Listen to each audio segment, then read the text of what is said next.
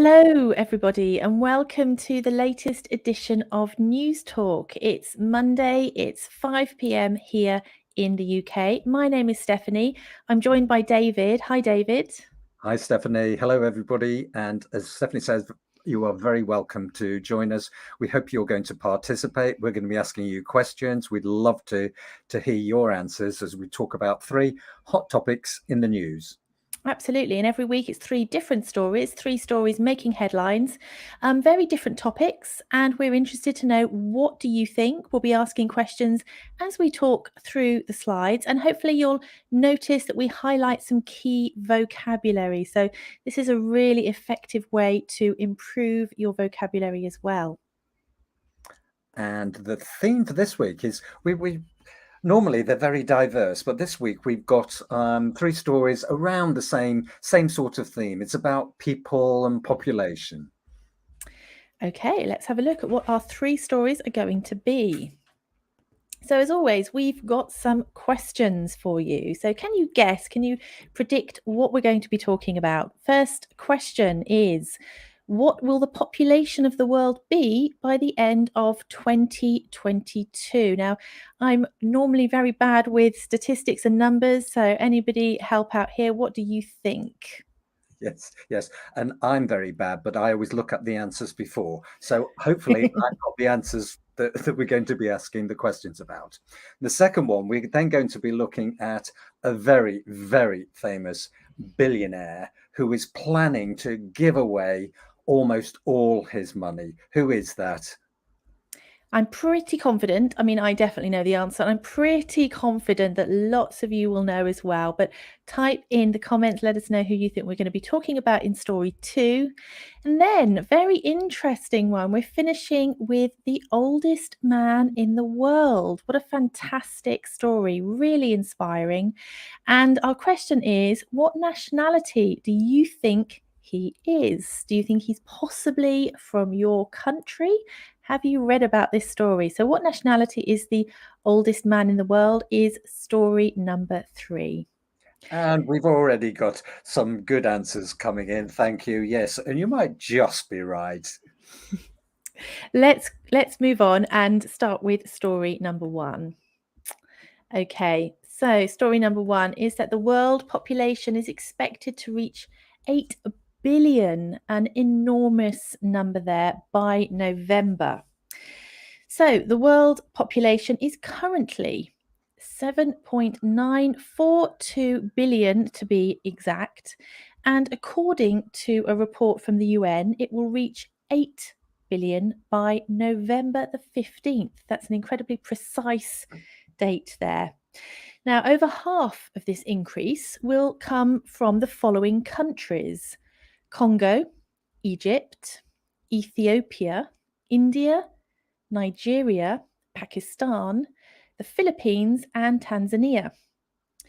In 2023, India will have the biggest population in the world. Its current population is just behind China, but by 2023, India will have overtaken China. And another interesting fact here is life expectancy. Of course, this has a big impact on these statistics.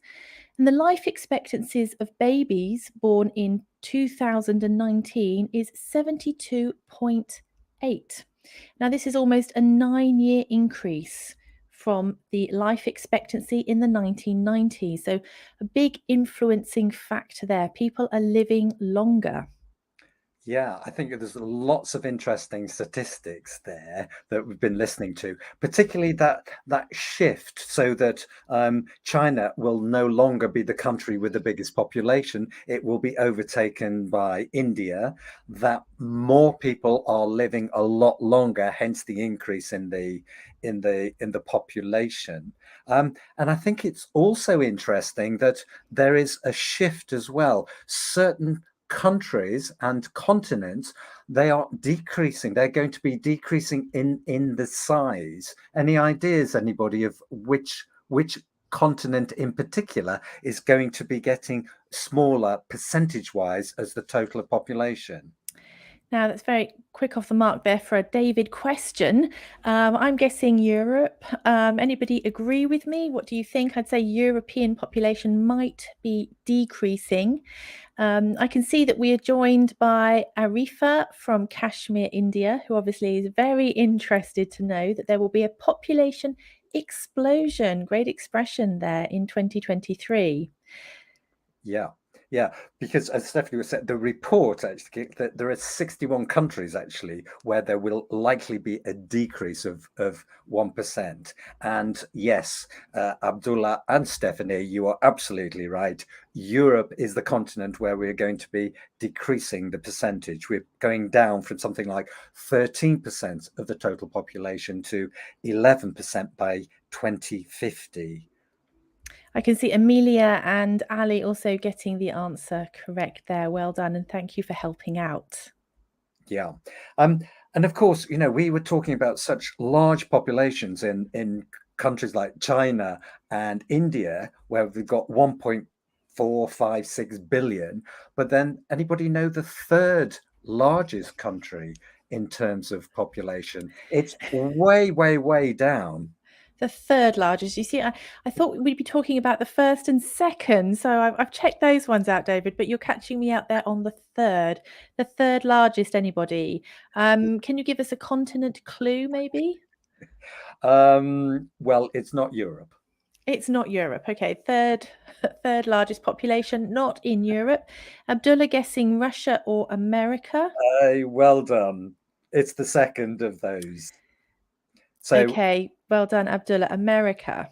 yeah, the US comes in at about 350 million at the moment, but they themselves will be overtaken by 2050 by the country, one of those countries that you named, Stephanie, in Africa, by Nigeria, Nigeria. which is expected to have 400 million people by 2050.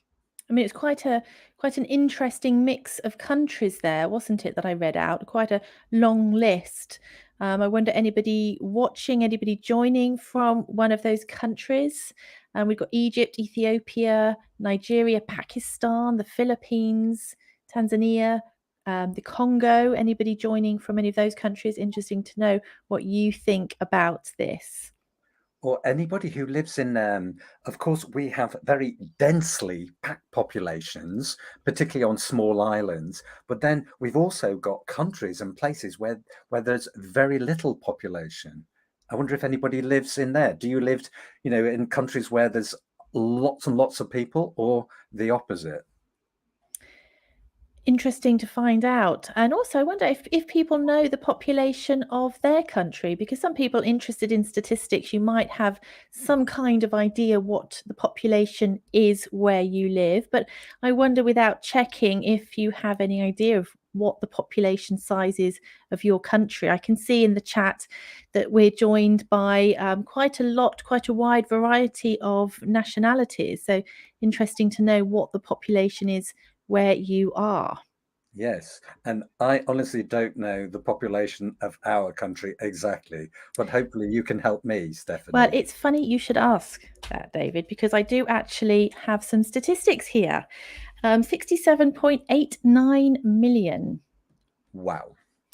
But that was from an official record in 2020, so likely to be more than that now.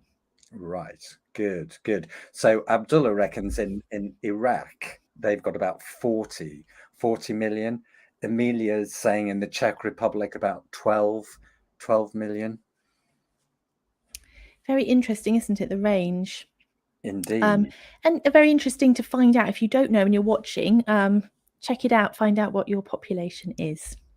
So, and again, in Ecuador, thank you, Daria. You reckon about 18 million there. And Somalia, very precise. Thank you, Syria. 15 million in a country of the size of about 600,000 square kilometers. Very good. Shall we have a look at some of this vocabulary, David? Absolutely. So, our first word here, according to. So we've got the preposition, important to have the preposition here, according to. So at the start of the slide, I said, according to a report from the UN, according to meaning as stated by. Right. And then, of course, we talked about life expectancy. So this is in general how long a person or people in a particular country or area will live. So, and this life expectancy across the globe is increasing. I don't know how much it can increase, but it is definitely increasing. And our third word here, current, meaning of the present time. So you will have heard me say current as in the current population, and also using it as an adverb, currently. So very common word here when we're talking about news, current meaning of the present time. And I can see Arifa using it in a very accurate way. The current population of India as of yesterday. So that really is super up to date. Thank you very, very much, Arifa. Yes, and that's a one big, precise current number, which will have Anybody changed. fancy practicing their English? That's a good number to practice with. And which puts Shami's, who's from Sri Lanka, in perspective. So there's over 1.537 billion in India, and then there's 20 million in Sri Lanka. And thank you, Maddie, 37 million in Afghanistan. Wonderful. Okay, thank you. Moving on to story number 2.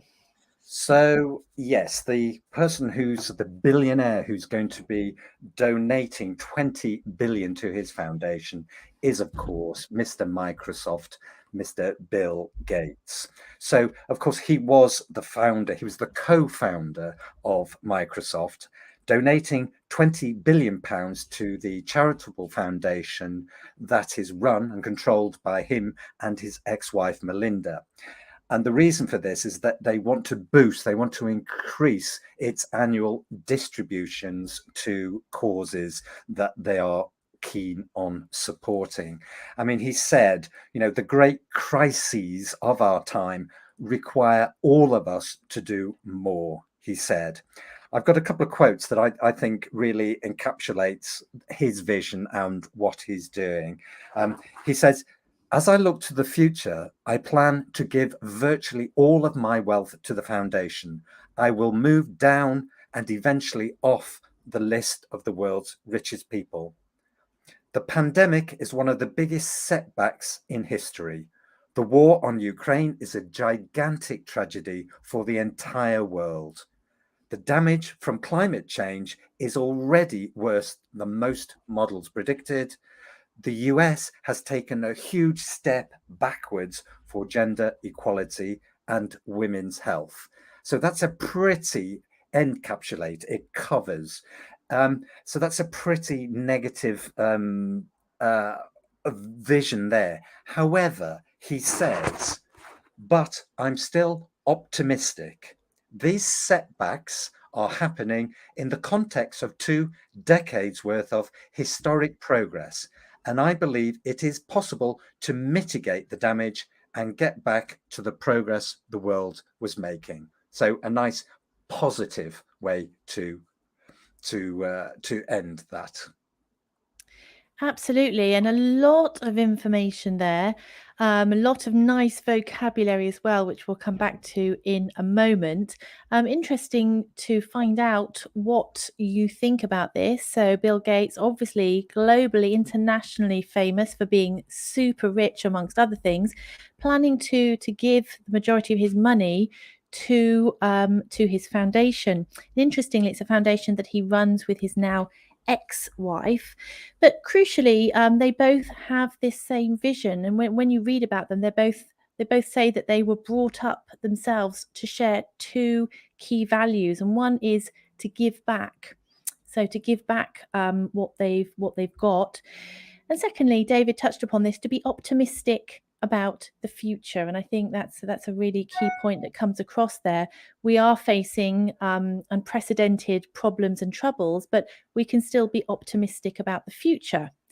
So that's the Bill Gates and Melinda Gates vision. What are your thoughts on this? I wonder, do you feel optimistic about the future. And what do you think about him donating all of this money to the charity? Do you think it's going to make a difference?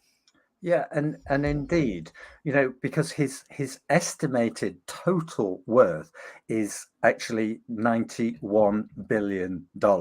So that is huge. I mean, this is a huge start, but goodness me, can you even envisage what that is, that amount of money, $91 billion?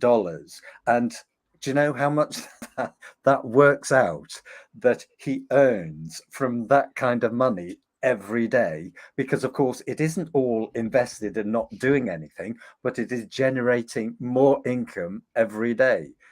So he earns a frightening amount of money every single day. Any ideas, anybody? And this is, by the way, this is at a time when he isn't really involved in Microsoft. He only has 1% of shares in the company. This is all about his diversification, his involvement in other businesses that generates this money. I wonder if anybody's got any ideas of how much money every day Bill Gates earns. If you have any idea, help me out. I haven't got a clue. So please type in the chat to let me know. Abdullah asking, what is his foundation about? Well, I believe the key mission statement there, Abdullah, is that they want to create a world where every person has the opportunity to live a healthy, productive life. So they're focusing a lot on eradicating, for example, deaths of babies, of young children under 5, working to eliminate unfairness in the world. For example, if you're born in some countries, you have access to certain medicine that can save lives, whereas in other countries, without access to that medicine, unfortunately, people are dying. And it's this inequality that the foundation is seeking to address. Yes, indeed, very well put. So it's all about to eradicate, to cut out severe poverty and hunger, to enable people to provide their own living incomes. Amelia's got a guess there, David. 0.5 billion. Well, not quite that much, Amelia. I mean, it is a ridiculous amount. He actually earned, apparently, nearly $11 million a day, which is I mean, quite, it's incredible, isn't it? which actually works out, if you really want to know, that works out at $127 per second. Incredible.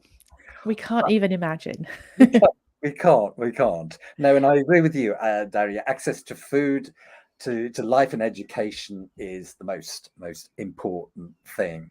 I don't know if you admire, I think you can't but admire somebody like Bill Gates, who has become an incredibly successful businessman, but is also donating, helping, trying to help other people. The reasons I think that he has been so successful in his life, the ones that he has talked about, is learning from your mistakes, choosing a great business partner, keeping passionate about your work, learning from those people around you, which is great. And two more that I particularly like. One is that he reads a lot, and also he sleeps quite a lot. He gets 7 hours of sleep every day. Wonderful. There you go, reading and sleeping, everyone. And lots of nice vocabulary there, David. Shall we have a look at the Yes, please. vocabulary? Yeah. So we talked about him making a donation, so that's the noun, or he is donating, the verb. So that's when you give money or goods, you give them to a person or an organization, particularly charities. These are non-profit making organizations.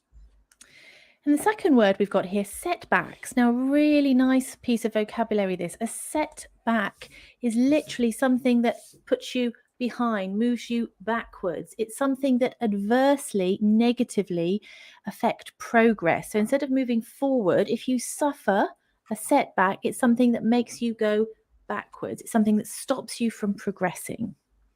Indeed. And then we also talked about mitigating, to mitigate, the verb, mitigation, the noun. So if you mitigate something, then you make it less harmful. You don't make it, you make it better than it was before. Moving on then to our final story today. And I like this one. I think it's very inspiring because we're talking about the world's oldest man. Now, did you know he is Venezuelan? So he's celebrating his birthday in Venezuela. This is Juan Vicente Perez Mora. And he's celebrating 113 years, which officially makes him the oldest man in the world. So, what an incredible achievement that is, 113 years old. Now, he has an enormous family, 41 grandchildren, 18 great grandchildren, and 12 great great grandchildren. So that really is an extended family tree there. The good news is that he enjoys good health. So he may be old, but he's still in very good health. And he says that he has a cup of strong liquor every day. I don't know if that's the secret to his success. I'll be interested to know any tips anyone might have for living a long and healthy life. But he attributes part of it to enjoying a cup of this traditional liquor every day.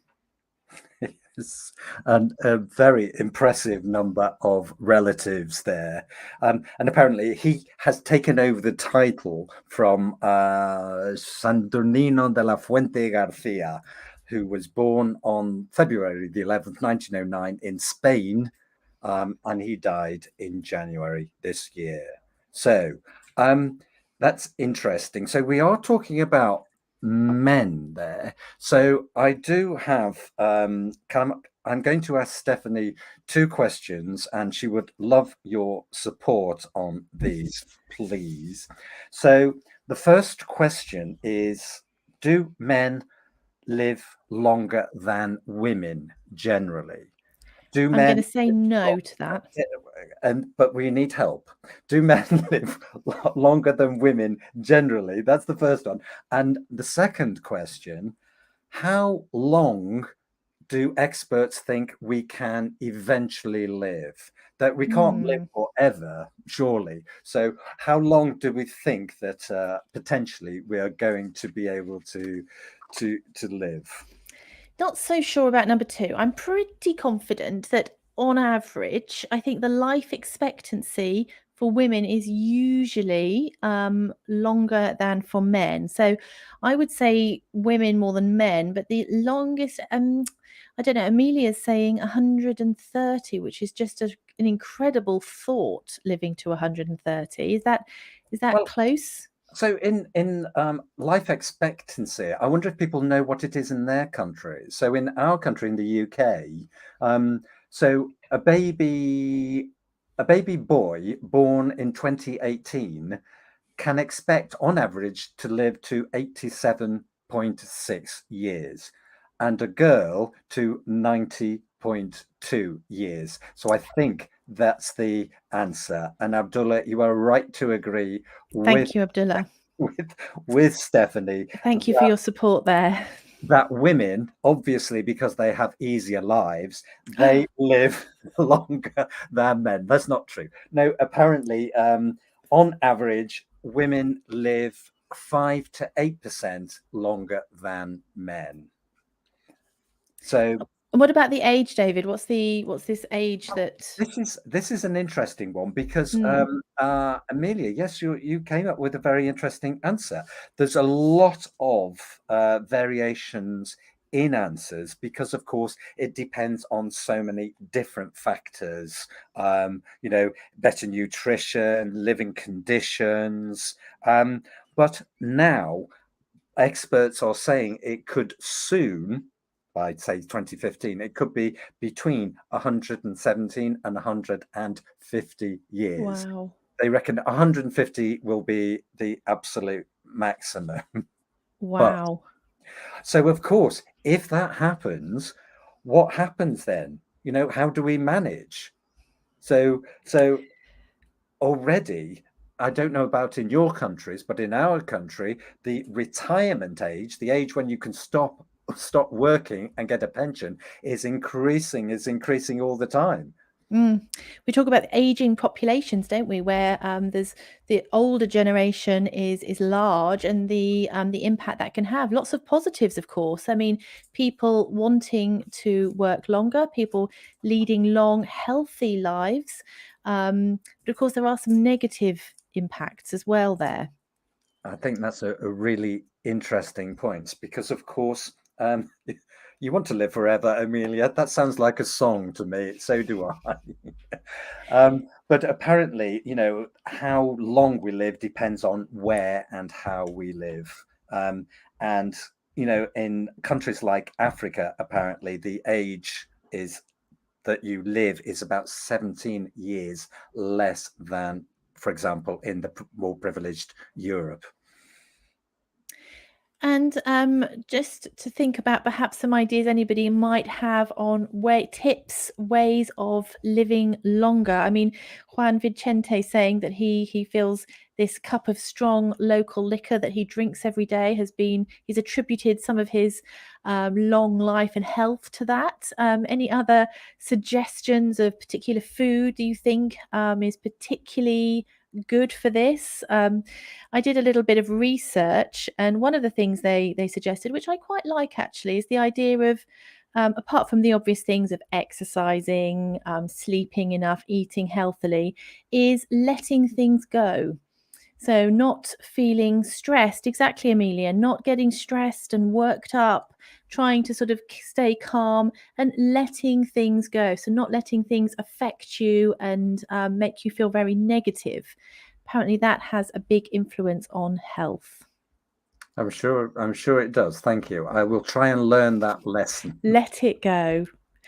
Some other nice words here. Shall we have a look at them, David? Yes, So, of course, the verb to celebrate, the noun celebration. If you're celebrating something, you are enjoying an occasion. indeed. And officially. So if something it's officially stated, then it is formally recognized by society or people in authority. Or in this case, I think it was in the Guinness Book of Records that it was officially announced. Absolutely. And the final word here we've got is health.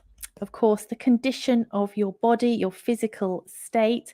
And I used it with the verb enjoy, which is perhaps unusual. You might not have heard of this, to enjoy good health, which we often use when we're describing someone who is slightly older. He or she enjoys good health, Or even rude health.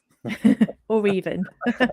which is a bit like that telephone call in the middle of me speaking. That's very rude. So anyway, thank you everybody for joining us. We hope you enjoyed it. It's great to have you with us and to read your comments, and hope you have learned some new vocabulary and expressions.